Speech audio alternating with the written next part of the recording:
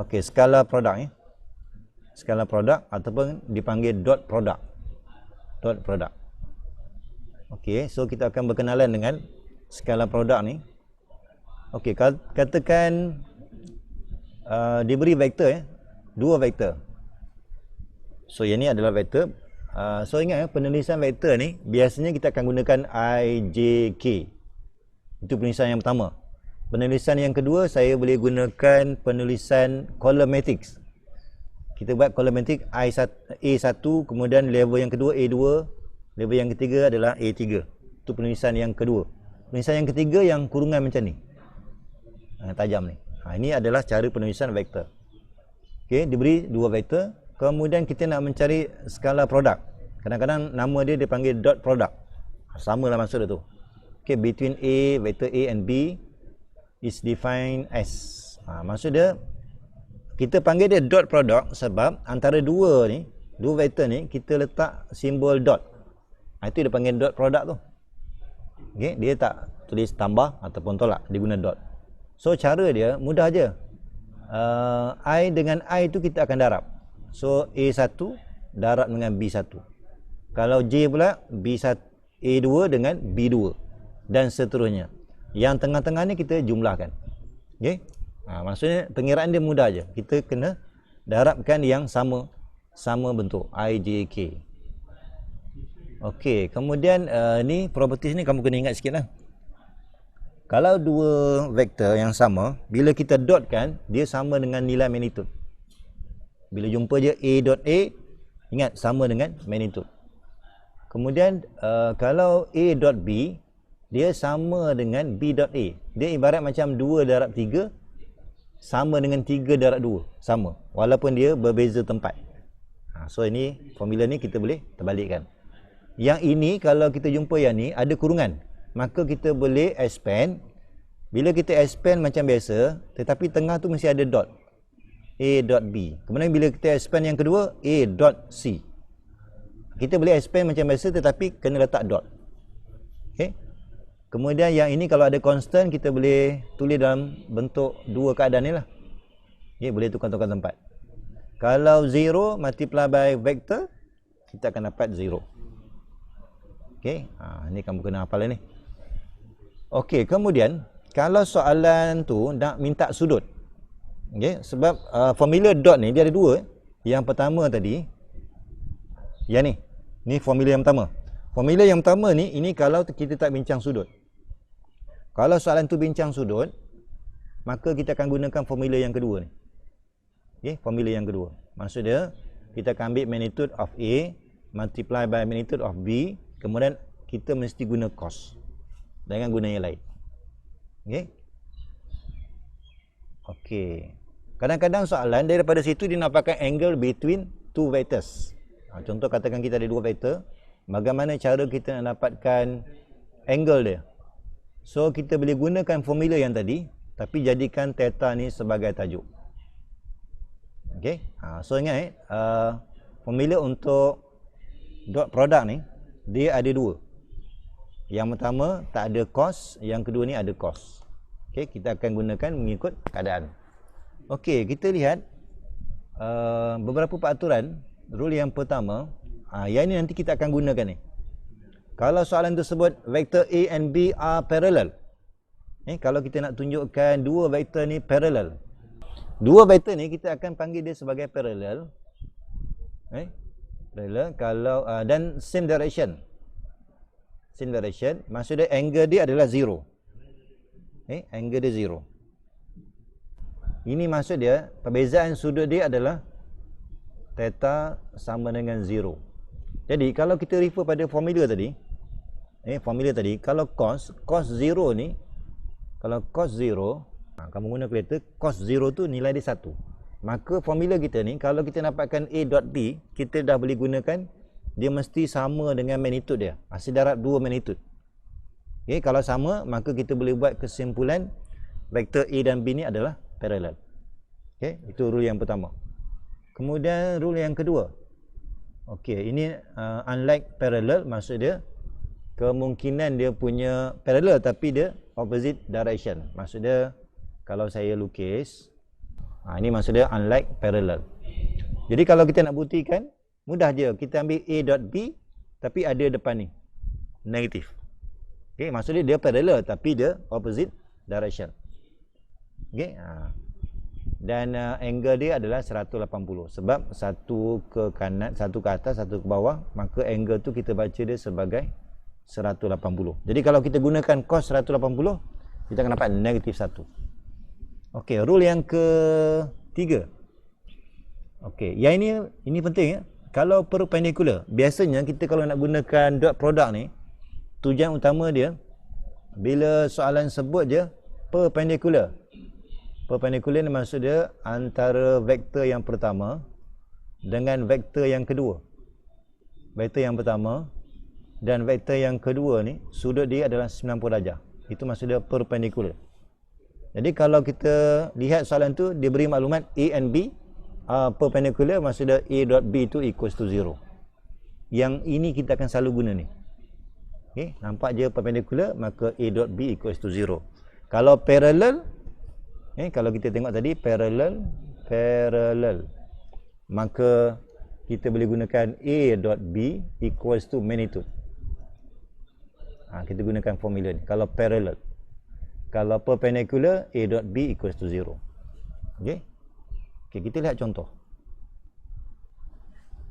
Okay, kita tengok contoh yang pertama. Contoh 7. Okay, kita dah beri magnitude of vector A ni. Sepatutnya penulisan kita ni pastikan bila ada A ni kita ada bentuk wave. Kita ada bentuk wave. Okay. Kemudian kita diberi angle between A and B. Ni sepatutnya kena ada wave kat bawah ni. Is pi over 6. Tadi kalau kita nak kira yang pertama, nak dapatkan A dot B. Tengok soalan tu. Sebab formula untuk A dot B ni ada dua. Okay. Yang pertama tadi, yang kita tengok tadi A dot B, dia sama dengan A sub 1 multiply B sub 1 plus A sub 2 multiply by B sub 2 dan seterusnya. Okay. Ini formula yang pertama. Kalau soalan tu tak sebut angle, maka gunakan formula yang pertama. Kalau soalan tu sebut angle, gunakan formula yang kedua. Okay. So formula ini bergantung kepada dia bincang sudut ke tak bincang sudut. Kalau tak bincang sudut, pilih yang pertama. Untuk soalan ni mesti gunakan formula yang kedua. Yang kedua. Okay. Jadi kalau kita gunakan formula yang kedua, A dot B equals to magnitude of A multiply by magnitude of B cos theta. Okay, semua maklumat ni kita ada. So magnitude of A ni adalah 12, B tu 15. Kemudian cos gantikan juga pi over 6. Okey, kalau jumpa yang ni, hati-hati, ini mesti gunakan mode radian. Mesti guna mode radian. Kalau tak, kita punya jawapan dia salah. Okey, ini nanti kamu kira. Akhir sekali nanti kamu akan dapat jawapan dia adalah 179.99. Okey, so jawapan ni. Kemudian soalan B. Okey, soalan B pula, kita nak dapatkan A dot B, tetapi kita hanya diberi dua maklumat vektor. Dia tak bincang pun sudut. Bila tak bincang sudut, maka gunakan formula yang pertama. Okey, formula yang pertama kita A dot B, maksud dia yang sama level yang kita darab. So 5, 0, negatif 2. Dot. Kita ambil 3, negatif 1, 10. Okey. Jadi sama ada nak tulis yang macam ni, ataupun kalau nak tulis dalam bentuk IJK pun boleh. 5I tolak 2K. Dot 3I minus J plus 10K. Okay. Saya lebih suka kalau kita tengah buat pengiraan, kita gunakan column matrix. Okey, kemudian bila kita nak darab, yang sama level je kita darab. So kita jumlahkan ni, maka dapatlah A dot B, negatif 5. Okey. Sama juga untuk soalan C. Untuk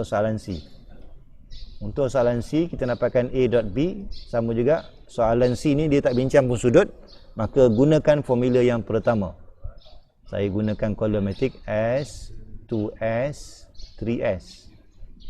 Kita dotkan dengan T, negatif T, 5T. Jadi yang sama level je kita darab.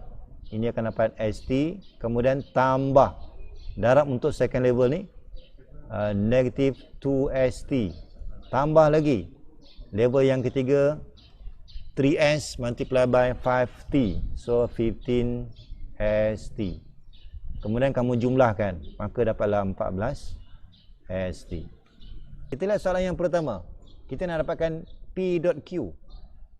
P.Q. Kita ada formula, ada dua formula. Sama ada nak gunakan yang ada cos ataupun yang tak ada. Jadi untuk soalan ini tak bincang pun sudut. Maklumat sudut pun tak ada. Jadi gunakan formula yang pertama. Formula yang pertama kita ambil je 2, 3, 5. Macam tadi kita buat. Kemudian negatif 5, negatif 6, 7. Okay, yang sama level kita darab. So negatif 10. Kemudian jumlahkan negatif 18. Jumlahkan lagi 35. Ini kamu jumlahkan, sepatutnya mesti dapat 7. Okay, so 7. Dapat dia 7. Kemudian kita nak cari magnitude. Untuk mencari magnitude of P. So ingat magnitude of P untuk vektor ni dia mesti gunakan formula square root. P kita adalah yang ni 2, 3, 5. Kuasa 2 kan? 2 kuasa 2 tambah 3 kuasa 2. Setiap nombor tu kita kuasa 2 kan. Kemudian kita akan dapat square root of 38. Sama juga untuk magnitude of Q. Q kita adalah negatif 5. Kuasa 2 kan? Negatif 5. Kemudian negatif 6 kuasa 2 kan. Kemudian 7 kuasa 2. Semua tu nombor tu kita kuasa 2. IJK tak payah ambil. So jawapan dia adalah 110. Okay, so macam tu dah. Kemudian kita dapatkan the angle between P and Q. Bila sebut je angle, kita gunakan formula kita yang kedua. Formula kita yang pertama yang kita darabkan level yang sama. Formula yang kedua yang ada cos. Okay, yang ada cos.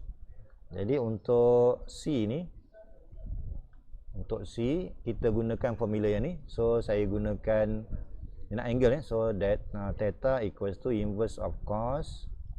Saya ambil P dot Q over magnitude. Okay, maksud dia kalau kita jadikan ni sebagai tajuk theta ni, maka kita akan gunakan inverse of cos A dot B divided by magnitude of A multiply by magnitude of B. Okey, semua maklumat ni kita ada. P dot Q dah ada 7. Okey, 7 perkan dengan ni magnitude of P dah ada. Kemudian magnitude of Q pun dah ada. Okey, kemudian guna calculator. Pastikan kita akan dapat jawapan dia 83.78 darjah. Okey, untuk yang 9A. Yang ni kita boleh gunakan yang properties tadi. Okey, kita boleh gunakan nota yang properties tadi. Okey, kalau properties tadi, kalau katakan kita nak show I dot J ni betul ke sama dengan 0? Sebelum ni saya dah gambarkan. Yang ini adalah paksi X. Yang ini adalah paksi Y. Yang tegak ni adalah paksi Z. Okay, ini X, ini Y, ini Z. Dan IJK tu dia berada pada I untuk satu unit pada paksi X, J satu unit di paksi Y, K ni satu unit di paksi Z. Dan setiap ni dia adalah 90 darjah. Saya ingat setiap ni 90 darjah. Jadi kalau kita berdasarkan ni formula ni, cos 90 nilai dia adalah 0. Jadi kalau katakan saya nak tunjuk yang pertama tu, I dot J, kita boleh gunakan magnitude of I multiply by magnitude of J cos 90 darjah. Okey, cos 90 darjah adalah 0. Okey, yang ini nilai dia 0. Ni nilai dia 0. Ni nilai dia 0. Itu yang kita dapat jawapan dia 0 tu. Okey, sama juga untuk J dan K. J dot K. J dot K ni sama juga antara Y dengan Z ni sudut dia 90 darjah. Maka kita boleh gunakan magnitude of J multiply by magnitude of K cos 90 darjah.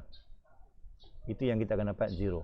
sama juga untuk K multiply by I. Okay. K magnitude of KI ni, kalau kita nak tahulah ini sebab dia satu unit, magnitude ni nilai dia satu. Magnitude of K satu, magnitude of I satu. Okay.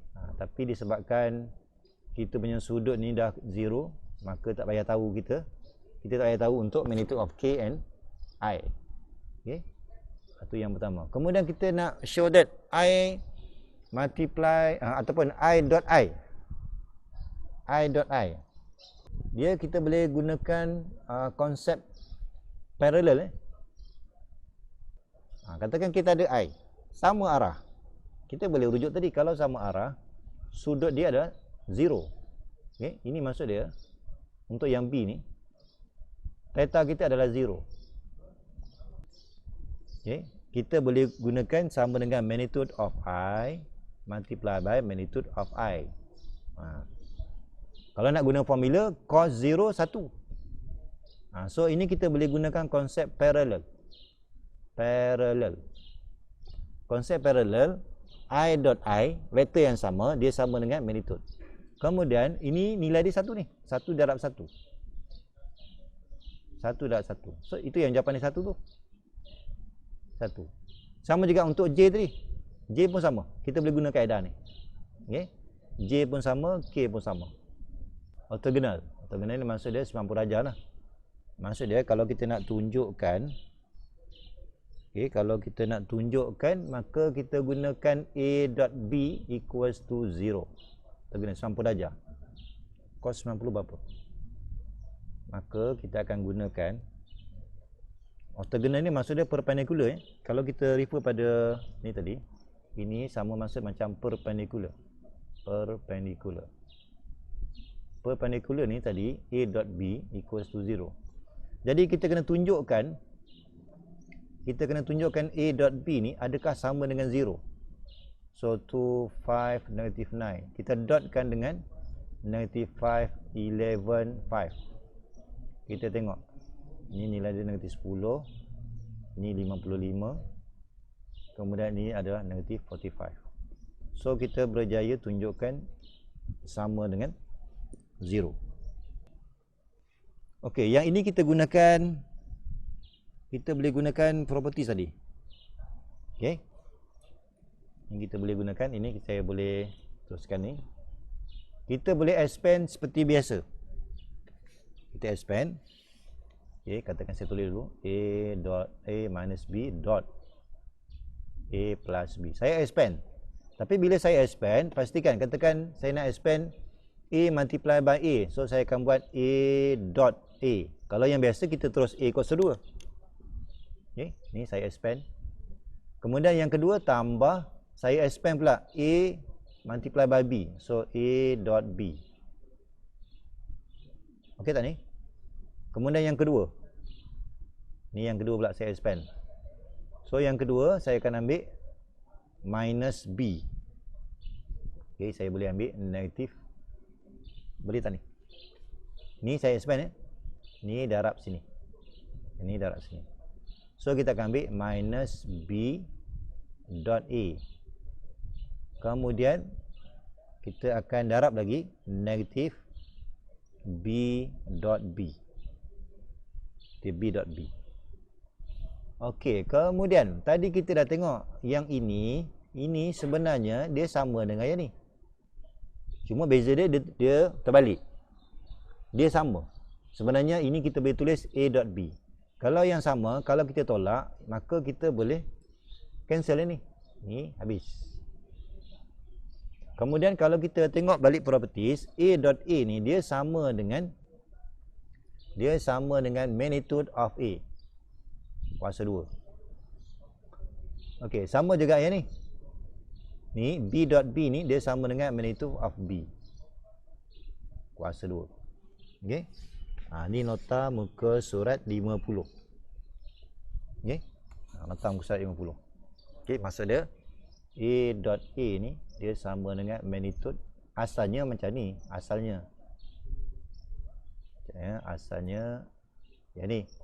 So kita boleh tulis magnitude of A kuasa 2. Maksud dia penulisan kita tu bukan A yang kuasa 2. Magnitude tu yang kuasa 2.